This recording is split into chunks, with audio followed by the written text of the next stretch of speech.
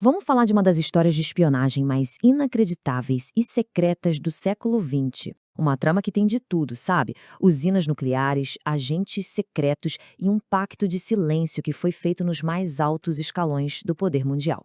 Então, a grande pergunta é essa, né? Como é que um país consegue construir um arsenal nuclear inteiro em completo segredo? Por décadas se ouviu falar do programa nuclear de Israel, mas era aquele segredo que todo mundo conhecia, nunca confirmado, mas também nunca negado. Para a gente entender como isso foi possível, a gente precisa voltar lá no começo de tudo.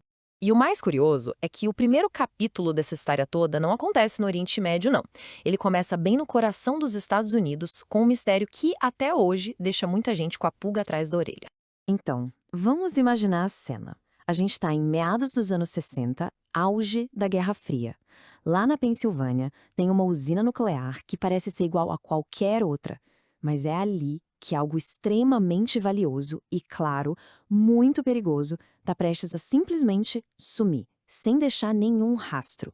E este número é a chave de todo o mistério. Entre 90 e 270 quilos. Pensa bem. Essa foi a quantidade de urânio altamente enriquecido que, do nada, evaporou. Essa quantidade toda de urânio sumiu dos registros de uma empresa chamada Nuclear Materials and Equipment Corporation, a NUMEC. E o que o governo americano disse na época? Oficialmente, foi tudo classificado como uma perda inexplicável. Mas, como se pode imaginar, a história real é bem mais complicada que isso. Agora, é aqui que as coisas começam a ficar interessantes de verdade. Vamos juntar as peças. Primeiro, a NUMEC processava combustível nuclear para a Marinha dos Estados Unidos. O material que sumiu, o urânio-235, era material suficiente para construir várias bombas atômicas. E o dono da empresa? Um homem chamado Zalman Shapiro, que tinha laços muito fortes com Israel. Para fechar o quebra-cabeça, registros da época mostram que agentes da inteligência de Israel visitaram a usina, entre eles uma figura lendária, Rafi Eitan. Mas seria um erro pensar que o caso da NUMEC foi um evento isolado. Na verdade, ele era só uma peça de um esquema muito, mas muito maior. Uma rede global, totalmente clandestina, que foi montada com um único objetivo: garantir que Israel tivesse tudo o que precisasse para o seu programa secreto. Para a gente ter uma ideia da escala desse esforço, basta olhar esta linha do tempo. Tudo começou lá nos anos 50, com uma ajuda fundamental da França, que forneceu o reator de Dimona, e, mais importante, a tecnologia para extrair plutônio. Aí, em 65, acontece o que a gente já viu, o incidente na NUMEC, e a coisa não para por aí.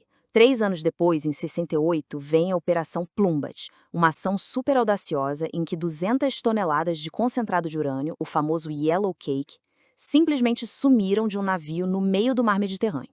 E para onde ia todo esse material? Bom, tudo tinha um único destino: o Centro de Pesquisas Nucleares de Negev, pertinho da cidade de Dimona. Oficialmente, para o resto do mundo, aquilo era só uma fábrica de tecidos. Mas a realidade era outra. Ali, escondido, estava o reator francês e, o mais crucial de tudo, uma planta de reprocessamento subterrânea com vários andares feita para uma coisa: produzir plutônio para ogivas nucleares.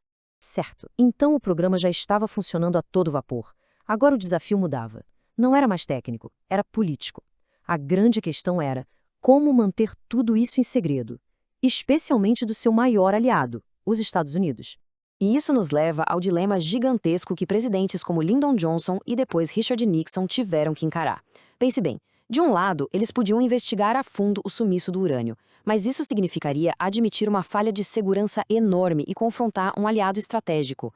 Do outro lado, a opção era simplesmente silenciar.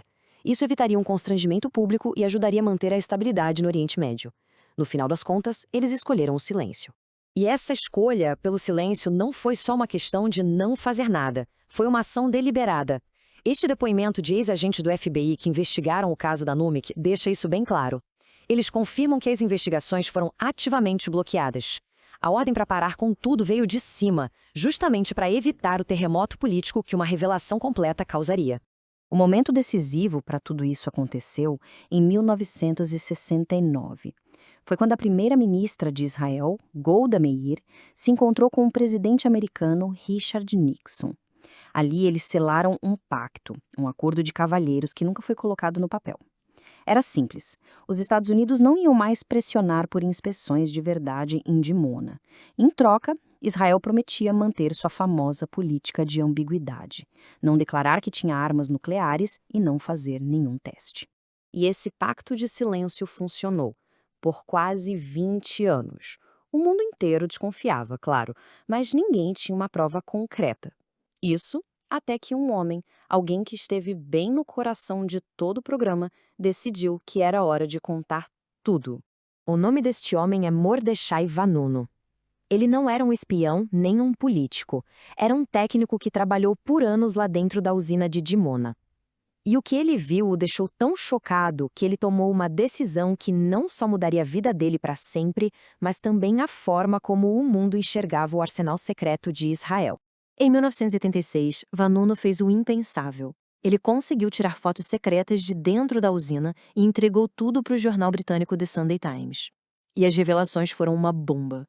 Elas não só confirmaram de vez que o programa existia, mas mostraram que a tecnologia de Israel era muito mais avançada do que qualquer serviço de inteligência do mundo suspeitava.